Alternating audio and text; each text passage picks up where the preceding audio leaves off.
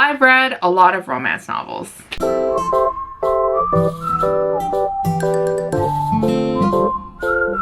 Hi guys, welcome back to the channel. Now for today's video, I'm going to be talking about a couple of romance novels that I have read recently that were actually released like in the later half of this year, and I actually was too lazy to film a September wrap-up, and I don't know if I'm ever going to film an October wrap-up, but I still wanted to like pick some books out and talk about them, mostly because I thought that they would be interesting for you to know if they are going to be worth your time or not, and if you should add it to your cart immediately. So let's get started with some reviews. So the first book that I do want to talk about is this one called Talk Bookish to Me by Kate Bromley. And now this one I've seen on Instagram. I think I've seen it on Goodreads a lot and also on my library, and I was surprised to see it so often because this one is actually a Harlequin kind of like romance, and typically we don't really see too much publicity with those types of books from that publisher. So Talk Bookish to Me follows our female heroine, who is actually a historical romance author, and I love historical romance, so it felt so fitting for me to read it as well. Also, she is a bookstagrammer and a book influencer, which is like, hello, something that I can relate to as well because I am on Bookstagram, and she just really loves books. But the problem is that she had her heart broken by her ex-boyfriend really badly, and she just doesn't like her ex-boyfriend at all. Like, she just hates him because he is a, you know, just not a great person. So basically she sees him again when her best friend gets married, and he's also invited to the wedding, and they're forced to spend a lot of time with each other, and they're just bickering back and forth over everything that they have on their minds. And it's really funny because it's kind of like a really hot enemies to lovers romance, and our heroine actually finds really great inspiration from the conversations that she has with him. So she's okay with like spending time with him since that means that she can meet her deadline. Now for this book, I gave it a 2 out of 5 stars. I know that Rachel from Rachel Reads and Sings really likes this novel because I saw her review when I was putting my review in for Talk Bookish to Me, and I gave it a 2 out of 5 stars. And the reason why I gave it 2 out of 5 stars was because I felt that our female heroine and our hero were just like children. Like, they were just bickering back and forth all the time, and it was like they were just picking on each other for everything that they did. They were picking on each other for like their interests as well. I felt that our hero was not a good hero at all. I had no qualities about him I liked, and that's really rare for me because usually, like, you know, a female author writing a romance novel, they fit to the female gaze and they make the hero like just really perfect and like just sets our standards up so high for real men in life.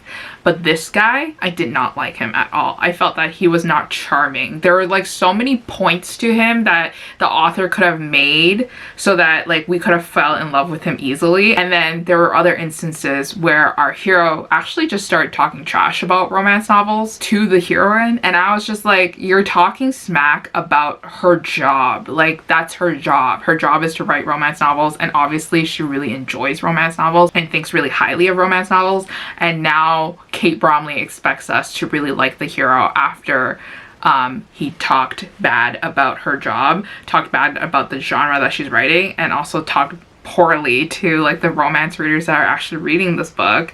Because like, how do we like a hero who judges people who read romance novels when we are romance readers ourselves? Like, it was just like, okay. So gave it 2 out of 5 stars. Didn't care for them being together because it felt like our heroine could have done better and our hero can just go suck it. So the next book that I did finish reading was this one called The Shoddy Setup by Lily Val. Now, I didn't know that she wrote YA, so when I went onto her author's page and I saw one of the books that was actually on my shelf, I was like, this is like really new and this is really exciting because I've always wanted to read her YA novel called Small Town Hearts, and I was interested in it. I have it on my shelf, didn't get around to it yet, but I might go back and read it very soon after reading her adult romance debut. that just came out like literally last month in September. So the Shoddy Setup is basically about our female heroine who has a boyfriend already. She really wants to have a relationship with him, but she knows that her family will not like him because of like their past family feud and the history of it, and it's just like really messy. So she tries her best and she really wants to prove to them that they're perfect for each other. But what ends up happening is that they sign up on a dating website, like it's like a South Asian Indian dating website, and they really trust these dating websites because it's like compatibility, and like, you know, if the stars aligns properly, then they are perfect and they're made for each other. So they take it very seriously. So she signs him and her up thinking that they would make a perfect match with each other. But what ends up happening is that our female heroine is matched up with her high school sweetheart, who is our hero. Now our hero comes back into the picture after meddling parents on her side, and basically her mom really wants her to get back with her high school sweetheart, mostly because the mom just thinks that they were perfect for each other, but then like something happened and they just ended up breaking up, and her mom thinks it's a shame. Meanwhile, our heroine really doesn't like him at all, like the ex-boyfriend from high school, because of like this like one incident that he swears never happened, that he swears that it wasn't as expected, and then she's like yelling back like it's exactly what it is.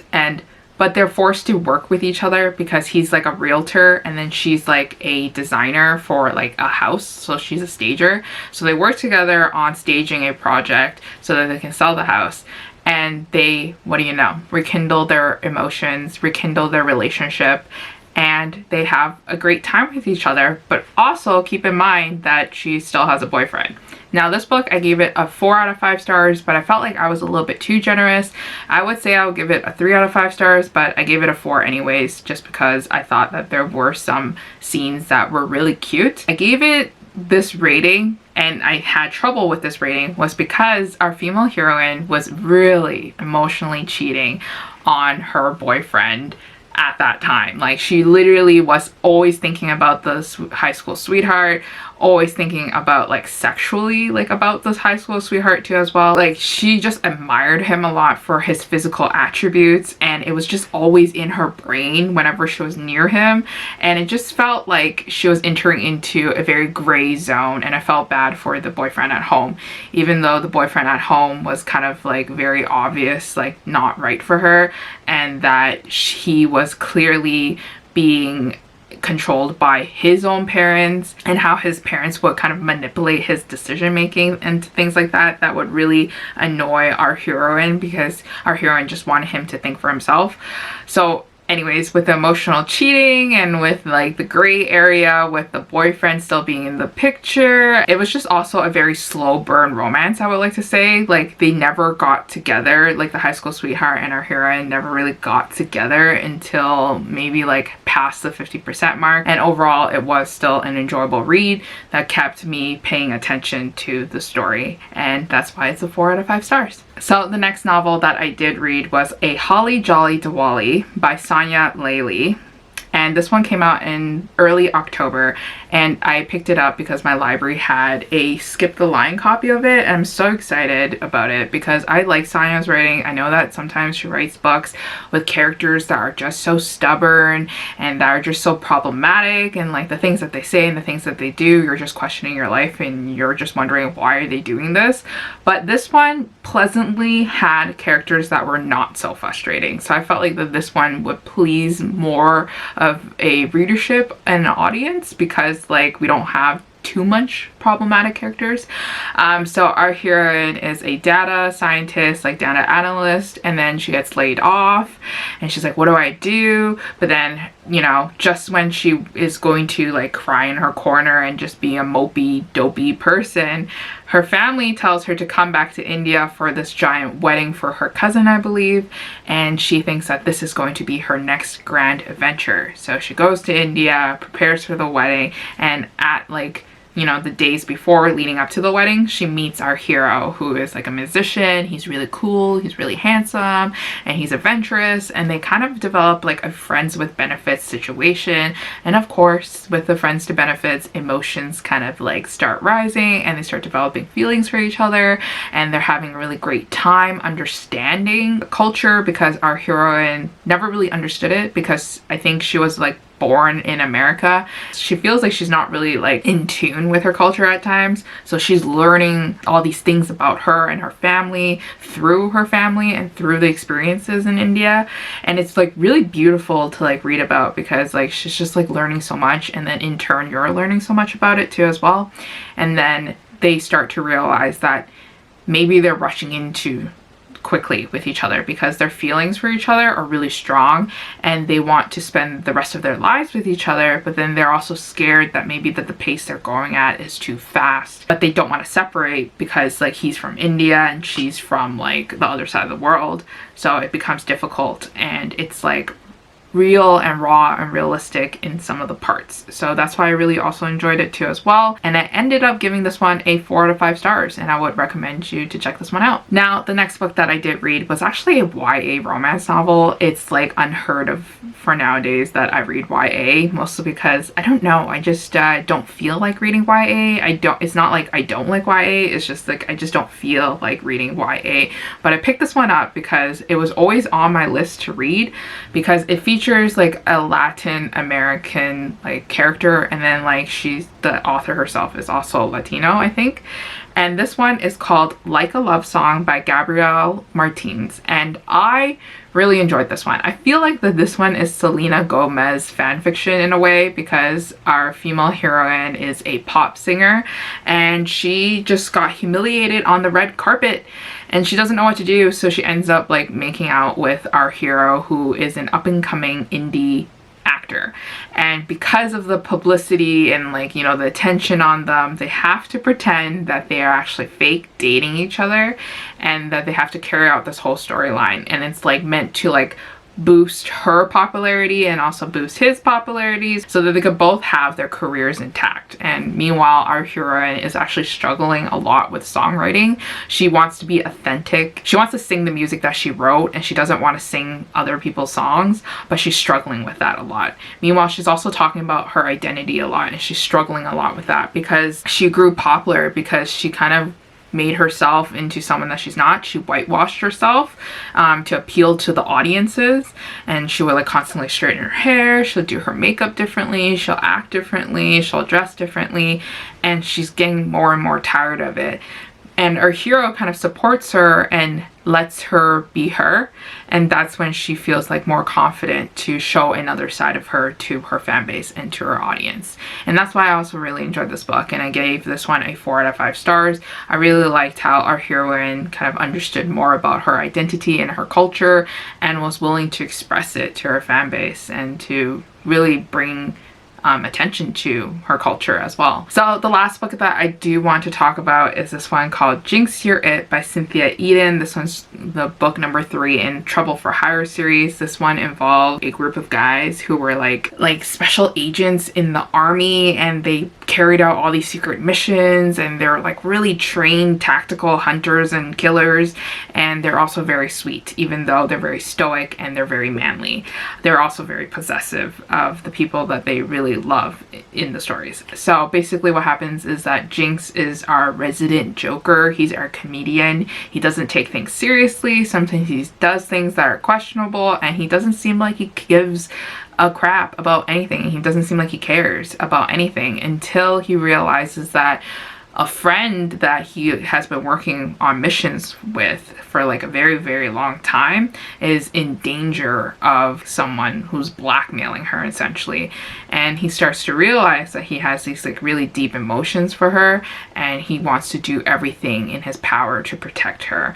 Meanwhile, our heroine is madly in love with our hero Jinx, and she is really nervous about it because she knows that he's kind of like a playful character, and she doesn't want to tell him that her feelings for him are deeper than it is, because she doesn't want her heart broken. She doesn't want to wear her heart on her sleeve and get exposed like that and get tripped up over it. Meanwhile, there is like someone literally trying to kill her, and she and him are kind of fighting against the forces together so that she ends up alive in the end, essentially. Now this one, I gave it a 5 out of 5 stars, but with this series, with Trouble for Hire series, I just have to give like a quick warning that there are some aspects of the book that just doesn't make sense, that seem a little bit too cheesy, a little bit too perfect. But if you walk in with like the mindset that this isn't going to be your perfect series and you're reading it for the character development, for the character relationships building, and for like that like quick angst factor from romantic suspense novels, then you're really gonna enjoy it. This one, I had many problems with it. Like, for example, she's literally being hunted and she's going to be killed, but they go out to an open beach and they're shocked and surprised that there are people following her and that there are people that are trying to attack her. I'm like, what? Like, you're out in the open with no trees or like no houses to protect you. Of course, if someone sees you and they want to kill you, they're gonna go for it because there's nothing blocking their way. But anyways, regardless of that, I fell in love with Jinx. I feel like those are like the best novels where the author manages to convince me to like a character that I just never cared for. I never cared about Jinx, and I actually really didn't care about his story. I hated the fact that it was book number 3 because I wanted to read like the next novel, which is about Ramsey. Like, Ramsey was the story that I wanted to read the most. But then I read Jinx and I was like, okay, well, I like Jinx now too. So Jinx gets a 5 out of 5, and I strongly recommend you to check out this series if you want to look for some fun and light-hearted romantic suspense novels. Anyways, that is it for all the couple of romance novels that I have read so far that I haven't really talked about and that I would recommend you to either check out or to drop. And I'll see you guys again next time in a new video. Bye.